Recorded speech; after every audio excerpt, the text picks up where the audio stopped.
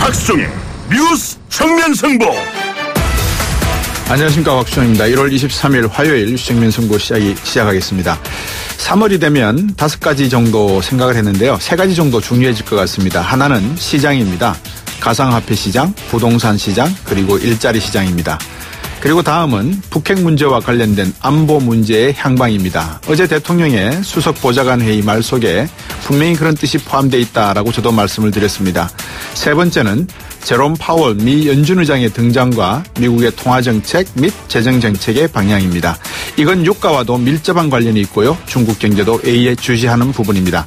지난 1월 15일부터 16일까지 한국전 참전국 20개국이 캐나다 밴쿠버에 모여 회의를 했었습니다. 아시고 계십니까? 매티스 국방부 장관은 와서 미국은 전쟁 준비를 마쳤다라는 이야기도 하고 갔습니다. 강경화 외교부 장관이 북한에 대한 인도적 지원 재개 얘기를 꺼내니까 미국과 영국, 일본이 시기상조라 했습니다. 3월은 어떤 한 달이 될런지요. 오늘 하늘이 참 푸른 것 같습니다. 뉴스 정면승부 시작하겠습니다.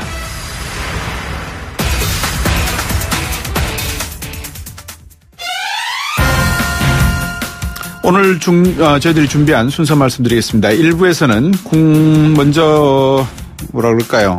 오늘은 정면승부를 먼저 한번 해볼까요? 측면승부죠. 이종훈 박사님하고 측면승부를 먼저 하고, 그리고 좀 이따가 가상화폐 시장을 놓고 이 가상화폐 거래 실명제와 함께 가상화폐를 통한 자금 세탁 방지 가이드라인 발표를 했는데, 이 이야기를 한번 이종훈 박사님 뒤에 바로 1부에서 블록체인 협회 준비위원회 김진아 공동대표와 이야기 나눠보겠습니다. 그리고 2부에서는 국민의당 이용주 의원 전화 연결해서요. 이용주 의원이 바른정당과 합당을 할 수 없다 이렇게 이야기하고 있잖아요. 그 입장 한번 들어보도록 하겠습니다. 그리고 3부와 4부 화요일은 이슈 동상이몽 시간이죠. 평창 동계올림픽을 둘러싼 정치권 논쟁, 양승태 전 대법원장의 사법농단 등을 주제로 해서 경희대학교 노동일 교수, 인하대 박상병 교수와 함께 다양한 의견 나눠보겠습니다. 청취자 여러분 많이 참여하십시오. 우물정 0945, 단문 50원, 장문 100원입니다.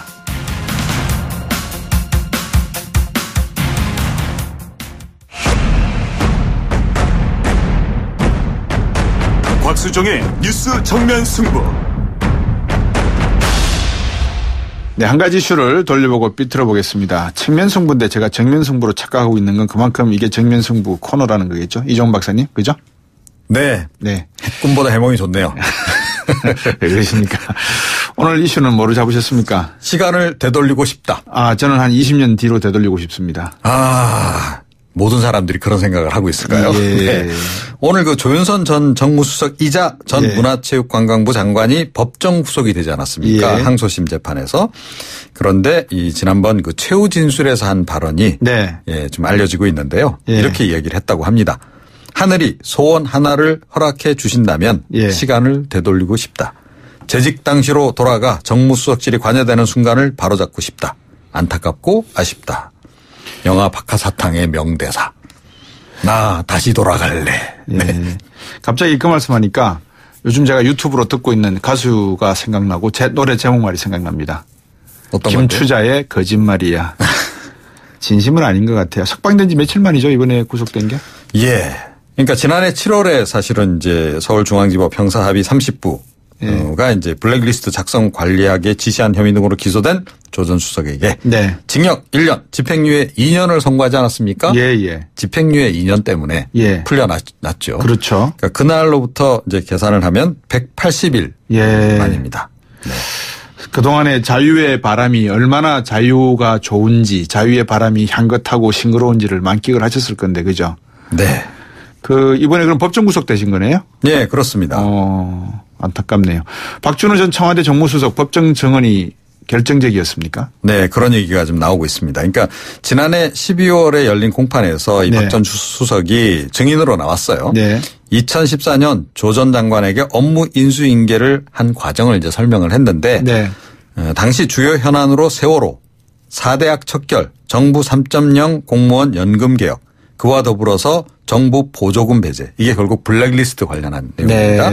그 태스크포스, 그다음에 정경련을 통한 보수단체 지원, 이 부분을 설명을 해줬다라고 진술을 했어요. 네. 그러니까 이와 더불어서 이제 항소심 재판부가 또 주목을 한 대목이 뭐냐면 조 전 수석이 이제 정무수석으로 이제 부임한 이후에 신동철 전 정무비서관에게도 이 TF 진행 경위, 문제단체 조치 내역 관리 방안 문건 이런 것들을 또 보고를 받았다라고 하는 것을 재판부가 이것도 역시 중요하다 이렇게 판단을 내린 겁니다. 그래서 김기춘 전 실장 등과 순차로 의사 결합을 이뤄 문화예술계 지원 배제 등의 공모 가담했다고 봄이 상당하다. 그래서 오늘 유죄 판결을 내린 겁니다. 그래서 김기춘 전 실장은 형량이 늘어났고 그다음에 그렇습니다. 집행유예가 조윤선 전 장관의 같은 경우엔 집행유예가 아니고 1년 6개월 실형 나왔죠. 그런 겁니다. 그러니까 지금 김기춘 전 실장은 1심에서 징역 3년 이제 선고를 받았거든요. 이게 이제 이번에 4년으로 늘어났습니다. 그러니까 항소심 재판부는 김 전 실장이 1심에서 이제 무죄 판단을 받았던 부분 1급 공무원 사직 강요 혐의 이거를 이제 유죄로 판단을 내렸습니다. 아울러서 이제 박근혜 전 대통령도 공범으로 인정을 했어요. 국정 최고 책임자로서 김 전 실장과 결합해 공모 관계를 형성했다고 보는 게 상당하다. 이렇게 판단을 내렸습니다. 그 박근혜 전 대통령은 아직 선고 공판이 아직 안 나왔죠. 형량도 늘어나겠네요. 이렇게 되면. 이제. 그렇죠. 그러니까 지금 공모 관계가 인정되는 것들이 지금 자꾸 나오잖아요. 그죠? 그러니까 뭐 KT 압박해서 뭐 인사청탁이나 일감수주를 몰아붙인 혐의로 기소된 차은택 전 그 창조경제 추진단장 1심 재판에서도 이 대통령 요구를 KT로서는 거절하기 어려웠을 거다. 이래서 이제 공모관계 또 인정을 했고요. 또 정호성 전 그 청와대 부속비서관 그 청와대 기밀 문건 유출 혐의 그 1심 재판에서도 사실은 공범으로 또 판단을 내리지 않았습니까? 삼성 뇌물 재판에서도 또 1심에서 이제 이재용 부회장에 대해서 유죄 판결을 이제 내리면서 그러니까 이게 결국 그 삼성 쪽에 상대방이 박 전 대통령임을 또 법원이 그 당시에 또 인정을 했거든요. 그리고 이번에 또 이제 추가로 기소된 그 국정원 특활비 상납건 같은 경우에는 아예 주범 아닙니까? 그죠? 그렇죠. 그러니까 지금 벌써 뭐 징역 45년은 기본이다. 이런 얘기가 지금 나오고 있습니다. 만약에 박근혜 전 대통령이 이게 최후 뭐 발언을 하라 그러면 아마 박근혜 대통령도 오늘 조 장관 이야기를 따라 할 것 같아요. 그렇게 할지 아니면 이제까지 그랬듯이 나는 무죄다. 이렇게 주장을 끝까지 하실지 모르죠. 그렇게까지 하실까요? 하여튼 최순실 씨의 최후 진술도 한번 어떨지 한번 들어보고 싶고요. 하여튼 그건 드러나면 안 하죠. 뭐. 아니요. 그래도 한번 어떤 그 꼿꼿한 자세에서 나오는 무슨 말이 나올까. 하여튼 유영하 변호사가 지금 손을 뗐습니까? 박근혜 전 대통령. 그렇습니다. 그러니까 이 국정원 특활비 재판이 이제 문제가 되면서 박 전 대통령 측이 유 변호사를 재선임한 것으로 이렇게 알려지지 않았습니까? 그런데 이게 그 사이에 이제 박 전 대통령이 30억. 수표 30억 원 보관하고 있다. 뭐 이게 이제 알려졌죠. 이게 또 이제 그 변호사법 위반 아니냐. 이런 논란까지 이제 일게 된 거죠. 그러면서 이제 이게 변호사 재선임이 돼서 이게 일을 하는데 상당히 부담감을 느낀 것 같아요. 그러니까 뭐 일종의 공범 아니냐라고 하는 얘기도 일각에서 나오고 하고 그래서 결국 법원에 선임계를 내지 않았다 그럽니다. 그래서 이 재판 역시 국선 변호인 체제로 진행이 될 것 같고요. 이렇게 되면 모두 떠난 셈이죠. 그죠? 그렇죠. 과거 측근들도 지금 모두 자백하고 있는 상황이고. 그렇죠.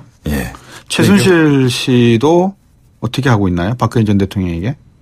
은근히 떠밀고 있죠. 은근히 떠밀고 있나요? 그러니까 뭐 자기는 그냥 그러니까 뭐 실무적인 것만 처리했을 뿐이고 뭐 박근혜 전 대통령이 마치 지시를 받아서 다 한 것처럼 이렇게 지금 이야기는 좀 하고 있죠. 은근히 떠미는. 모든 정황 증거가 하여튼 뭐 저는 이종훈 박사님도 그러시겠지만 합리적으로 판단을 하려 그러면 모든 정황 증거라든지 확실한 물질적 증거가 나와야지만 저희들이 추정만 가지고 방송에서 이야기하는 거는 상당히 위험하지 않습니까? 그렇죠? 그렇죠. 근데 이제 지금 상당히 이제 법원 쪽에서 그러니까 공범 관계를 지금 인정하는 그런 판결이 지금 연이어서 나오고 있기 때문에. 아니 그러니까 이제 최순실 씨와 박근혜 전 대통령이 만나서 그 세 명의 보좌관들과 회의할 때도 박근혜 전 대통령이 수시로 들락거렸다는 거 아닙니까? 수시로 들락거리고. 안봉근 전 비서관이 또 그것도 자백을 또 다 했잖아요. 다 했지 않습니까? 그런 것들이 나오고 있음에도 불구하고 왜 국민들에게 진심 어린 사과라든지 자신의 행동에 대한 반성이 없고 자유한국당이나 이런 보수의 박근혜 대통령 대통령을 보필했던 분들로부터는 한마디의 사과의 말씀도 없죠. 그걸 기대하셨습니까? 그건 기대하는 게 잘못된 것이었습니까? 저는 정말 한번 그렇게 사과를 할 분들 같으면 이런 일을 애초부터 공모하거나 기획하지도 않았겠죠. 저는 그렇게 생각을 합니다. 그렇습니까? 네. 알겠습니다. 그래서 근데 뭐 이제 그 원론적으로는 맞는 말씀이고요. 네. 그러니까 이제 뭐 이제 박근혜 전 대통령에 대한 이제 결심 뭐 어찌됐건 네. 그 선고까지 이제 나온다라고 한다면 네. 그러니까 자유한국당도 뭔가 이렇게 이야기는 해야 되죠. 네. 친박계에 지금 책임 있는 인물들도 마찬가지라고 생각은 하는데 과연 그렇게 할지 안 할지 모르겠습니다. 우리 정치 그러겠으면 모르겠습니다. 뭐 제가 워낙 보면요. 그러니까 뭐 꼭 대선 때 되면 또는 총선 앞두고 뭐 좀 불리하면 막 무릎 꿇고 큰절하고 막 이러잖아요. 그러니까요. 정치인들이. 그러니까요. 그러니까 바로 이런 순간에야말로 사실은 그렇게 해야 되는 건데. 광화문 사거리에 나가셔서 머리 풀고 석고대지 하시는 게 저는 옳다라는 분들의 말씀을 많이 들어서 좀 아니 뭐 저도 그렇게 생각합니다. 예. 네. 오늘 말씀 여기까지 듣겠습니다. 고맙습니다. 네. 시사평론가 이종훈 박사였습니다. 입으로 오겠습니다.